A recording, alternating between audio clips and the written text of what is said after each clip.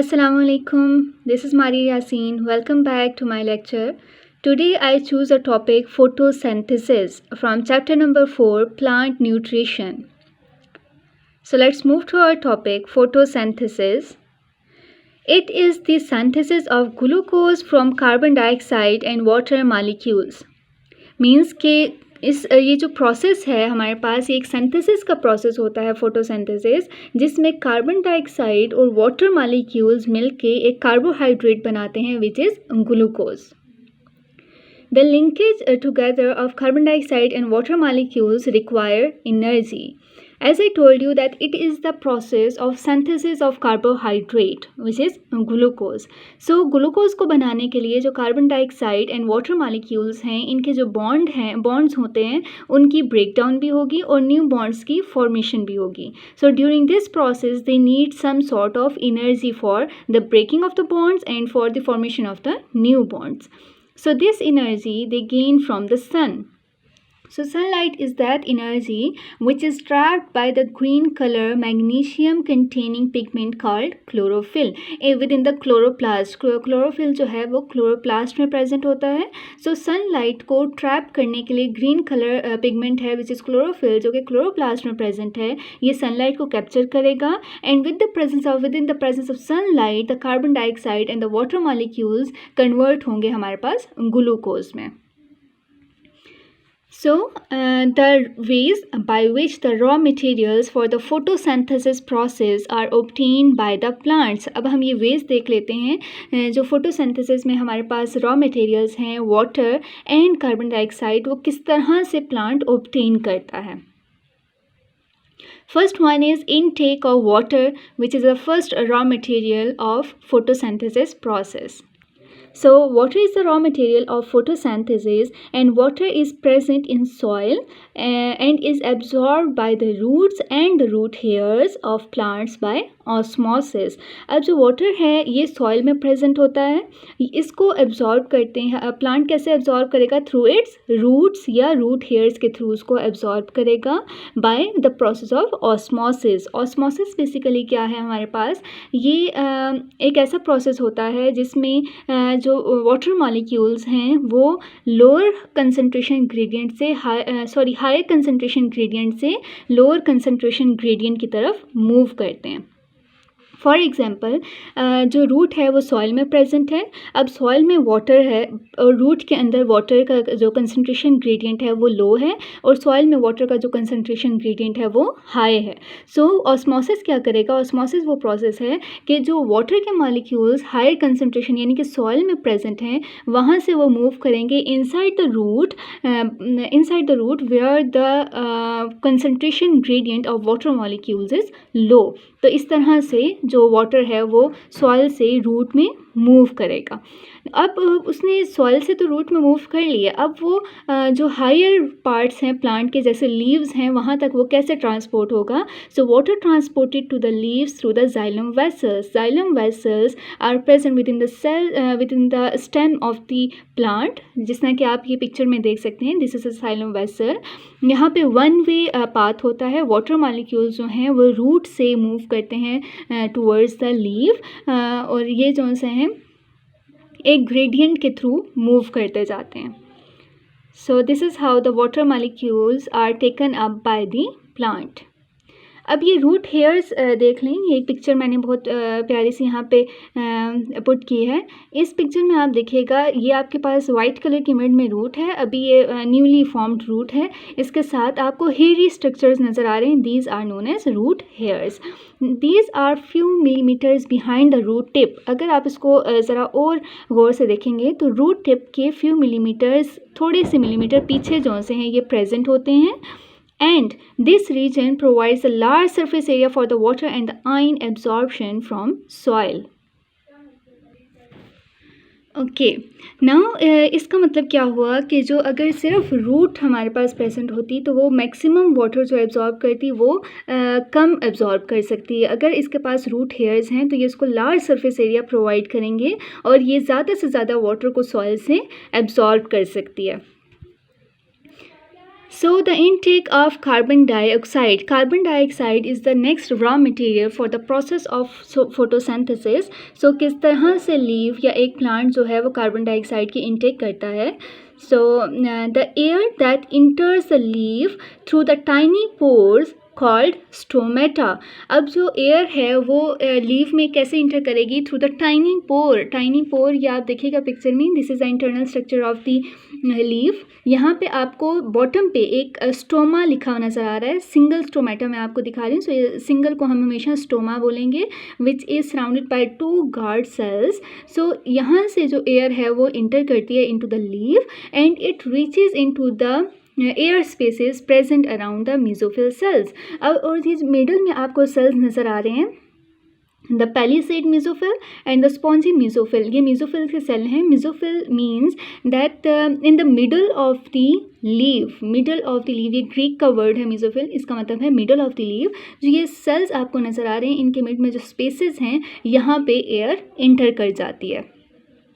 So carbon dioxide हमारे पास stomata से inter करेगी इनटू द लीव. नेक्स्ट क्या होगा? जब हमें वाटर मिल गया, हमें कार्बन डाइऑक्साइड मिल गई, तो क्लोरोप्लास्ट जिसमें क्लोरोफिल पिगमेंट प्रेजेंट है, green colour magnesium containing chlorophyll pigment which is present in the chloroplast, ये क्या करेगा? एब्जॉर्ब करेगा सनलाइट एनर्जी को. Then it manufactures with the help of this energy it manufactures the carbohydrate. जो water molecule और carbon dioxide का molecule है, ये दोनों कंबाइन करके एक हमारे पास कार्बोहाइड्रेट बनाएंगे and releases the waste product and the oxygen. और वेस्ट प्रोडक्ट और ऑक्सीजन को लीव से बाहर रिलीज कर देंगे.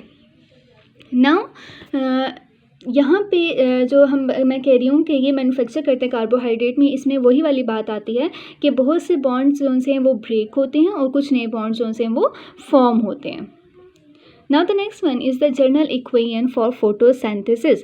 Now this is the general equation of photosynthesis. जिसमें कार्बन डाइऑक्साइड है, वाटर है and the light energy. With the help of the light energy and chlorophyll, this carbon dioxide and water molecule changes into the glucose. ये case में convert हो जाते हैं हमारे पास glucose में, विच इज़ द कार्बोहाइड्रेट. और जो हमारे पास इसके वेस्ट प्रोडक्ट्स में आ जाते हैं वो हैं oxygen and water. So this is the general equation of the photosynthesis. Now let's take a look at all the processes that have been happening during the photosynthesis. Photosynthesis के दौरान और क्या क्या चीज़ें हो रही होती हैं. The first one is that the light energy जो कि एक एनर्जी प्रोवाइड कर रहा है कार्बोहाइड्रेट की फॉर्मेशन में, सो ये कन्वर्ट हो जाती है इनटू द केमिकल एनर्जी. जब कार्बोहाइड्रेट बन जाता है तो उसमें ये as a chemical energy store हो जाती है. And when an living organism need this energy, so ये कार्बोहाइड्रेट मॉलिक्यूल डिसमेंटल हो जाता है and it releases the energy. और फिर ये जो अपनी एनर्जी है उसे रिलीज कर देता है.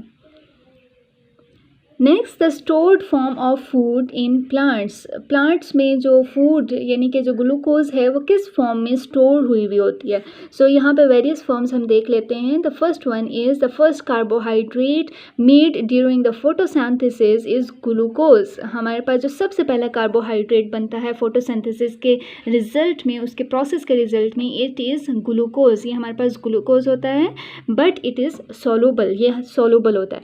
And because of its solubility, ये इसका एक डिसएडवांटेज होता है, that because of its solubility it affects the concentration. ये उसके कंसंट्रेशन को अफेक्ट करता है और साथ ही साथ उसमें जो सेल के अंदर जो एंजाइम एक्शंस हो रहे होते हैं उनको भी अफेक्ट करता है. And because of this it is changed into the insoluble form, insoluble carbohydrate which is starch. Now glucose और जो स्टार्च हैं ये दोनों की दोनों क्लोरोप्लास्ट में ही प्रेजेंट होती हैं. यानी कि ग्लूकोज जो बन रहा है वहाँ पे सबसे फर्स्ट पे, then it is converted to starch. तो ये दोनों प्रोसेसेस जो हैं ये यहाँ पे क्लोरोप्लास्ट में होते हैं. सो then the starch which is insoluble carbohydrate is converted into sucrose. ये convert हो जाती है to the sucrose. और why, what is the reason that it has to be converted to the sucrose? Because it has to be carried to the storage organs. ये जो plant के storage organs हैं जैसे कि root होती हैं या stem होता है, तो वहाँ तक लेके जाने के लिए इसको sucrose की form में convert कर दिया जाता है. And when it reaches to its destination, यानी कि जब वो अपने रूट या स्टेम की स्टोरेज ऑर्गन में पहुंच जाती है sucrose, then this sucrose is then reconverted back into the starch. फिर वो दोबारा से स्टार्च में कन्वर्ट कर दी जाती है. Now let's take a look at all the conversions here. Starting from the glucose हमारे पास सोलूबल कार्बोहाइड्रेट है जो कि क्लोरोप्लास्ट में सबसे पहले बनती है as a result of photosynthesis. Then it is converted in a starch which is also present in the chloroplast. और इसका डिफरेंस ये है that it is insoluble carbohydrate. So इस अगर ये इनसोलूबल रहेगी तो वो जो कंसनट्रेशन है लीफ के अंदर उसको, और साथ ही साथ जो एंजाइम एक्शंस एंजाइमेटिक एक्शंस हो रहे हैं लीफ के अंदर तो उनको भी अफेक्ट नहीं करे. And then the starch is converted into sucrose. Why? Because it has to be carried to the food storage organs. Food storage organs के पास लेके जाना होता है. And when it reaches to the food storage organs like root और stem में जब वो पहुंच जाती है, it is reconverted into the starch. Starch में दोबारा से convert कर दी जाती है. जैसे कि stem और root में पहुंची तो वो starch में convert हो जाएगी. Now let's move to the examples. Examples में हम दोनों एग्जाम्पल्स लेंगे, दोनों स्टोर्ड ऑर्गन्स जो हमारे पास प्लांट्स में होते हैं उन दोनों की लेंगे, यानी रूट की भी एग्जाम्पल लेंगे और साथ ही साथ स्टेम की भी एग्जाम्पल लेंगे. First we will take the example of roots. So the sweet potatoes, carrots, beets are the common examples of the roots that store starch as food. यानी कि जो हमारे पास starch को एज अ फूड स्टोर करती हैं roots, वो sweet potatoes हैं, crates हैं और बीट्स हैं, और भी बहुत सी एग्जांपल्स हैं, बट ये कॉमन एग्जांपल्स मैं यहाँ पे आपको दे रही हूँ. And the next one is stem की एग्जांपल ले रहे हैं. द स्टेम और ट्यूबर भी कहते हैं इसको, ये ट्यूबर फैमिली का होता है. सो द स्टेम और the tuber of the potato plant, ये पोटैटो प्लांट इसके कॉमन एग्जांपल है. इसी के साथ साथ onion bulb is also the reduced underground stem. ये एक रिड्यूस्ड अंडरग्राउंड स्टेम है जिसमें हमारे पास स्टार्च स्टोर होती है. इसी तरह जिंजर भी एक अंडरग्राउंड स्टेम है जिसमें स्टार्च स्टोर हुई होती है. Like this there are various examples you can search for. Okay, thank you for watching. I hope you understood the concept. In my next video, inshallah, I will explain the leaf structure in detail.